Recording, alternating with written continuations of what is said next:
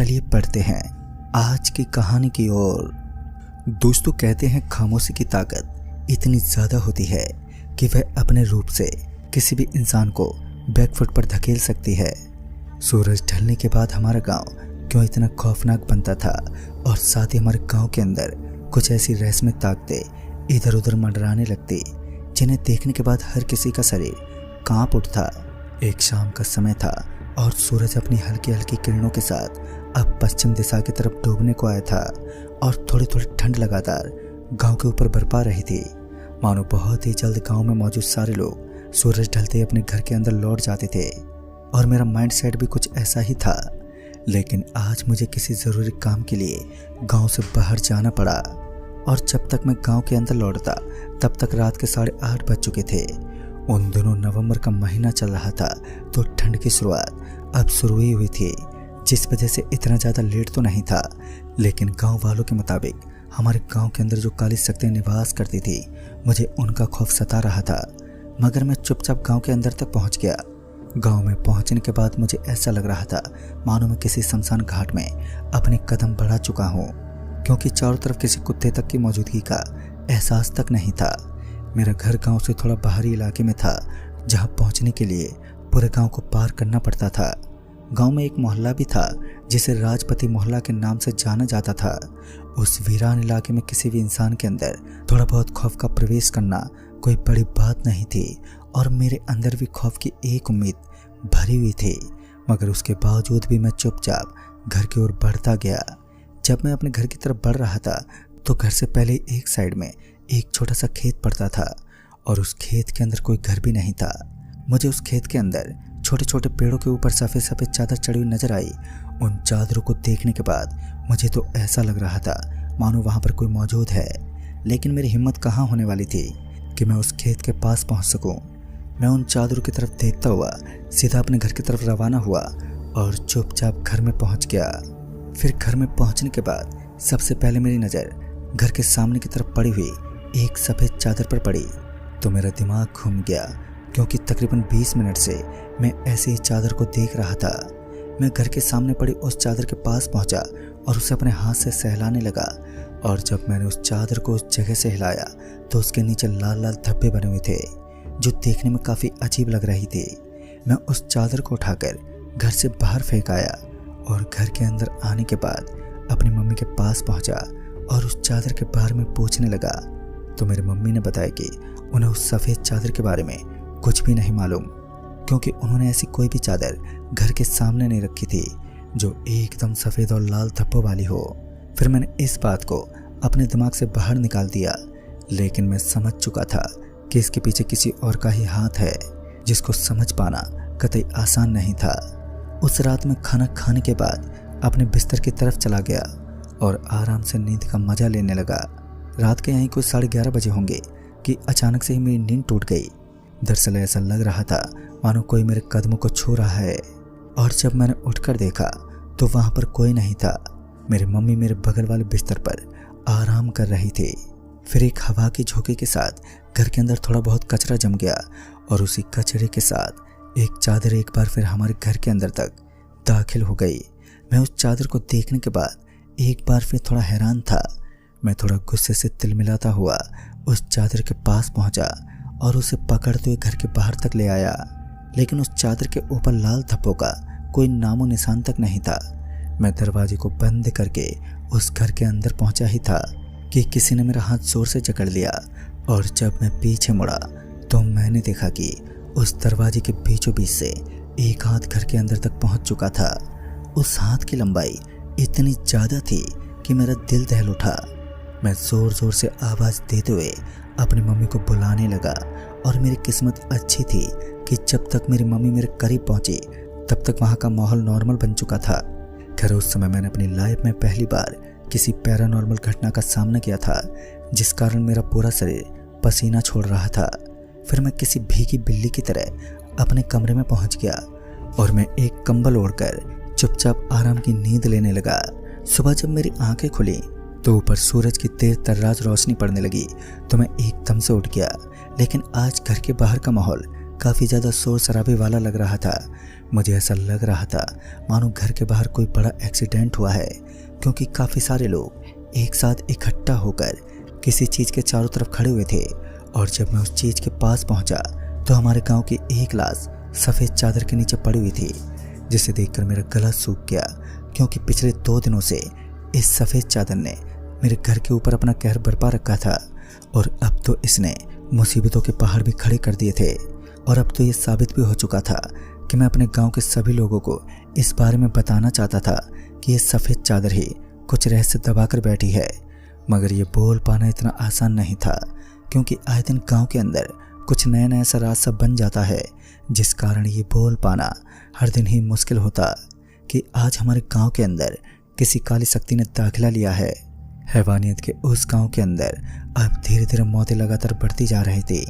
तकरीबन 13 दिन पहले ही हमारे गांव के अंदर एक कच्ची मौत हुई थी, और अब इस मौत के बाद पूरे गांव के अंदर एक दहशत फैल चुकी थी। सभी लोगों के मुताबिक अब इस गांव में बुरी शक्तियों का साया कुछ ज़्यादा ही बढ़ चुका है, जिस वजह से लोग इस गांव को छोड़ने की अब बातें करने लगे थे। मगर हमें क्या पता था कि जिस रहस्य को हम सभी जानने की कोशिश कर रहे हैं वह गांव के बीचों बीच दफनाया गया है। दोस्तों, आखिर गांव के नीचे ऐसा कौन सा रहस्य दफनाया गया था जिसे जान पाना हर इंसान के लिए बेहद ही मुश्किल होने वाला था? तो आइए जानते हैं। दोस्तों, उस मौत को हुए आज 2 दिन बीत चुके थे।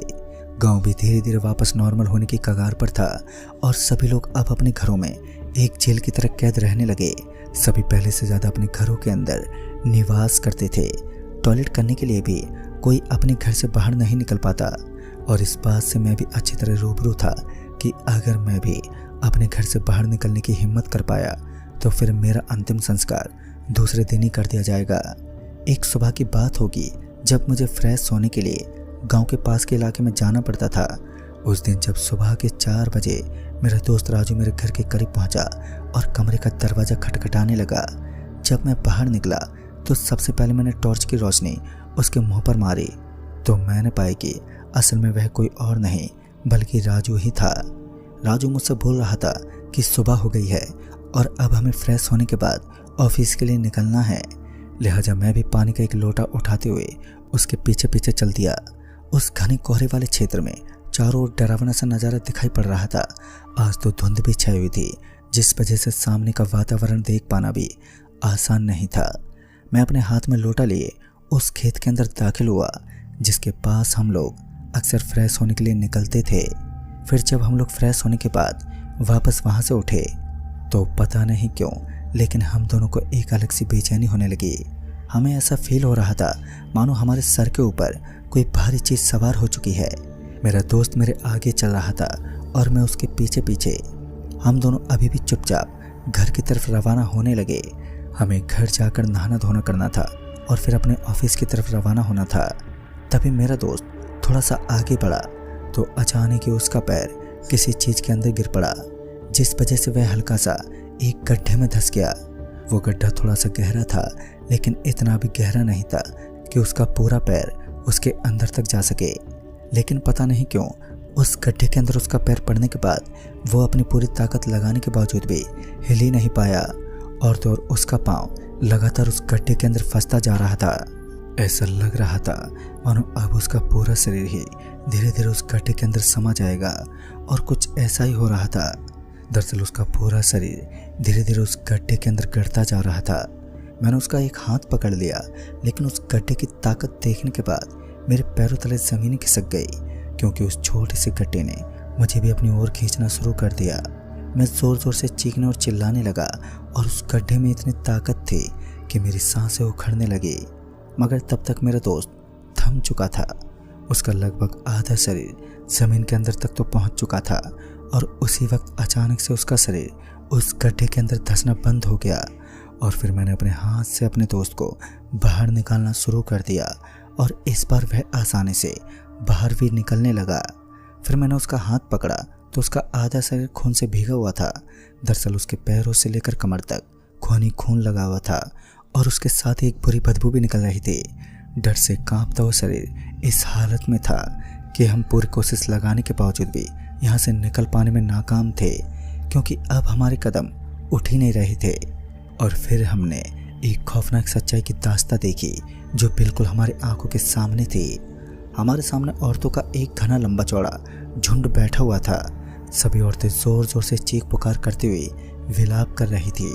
उनकी चीख पुकार हमारे कानों के अंदर तक गूंजने लगी।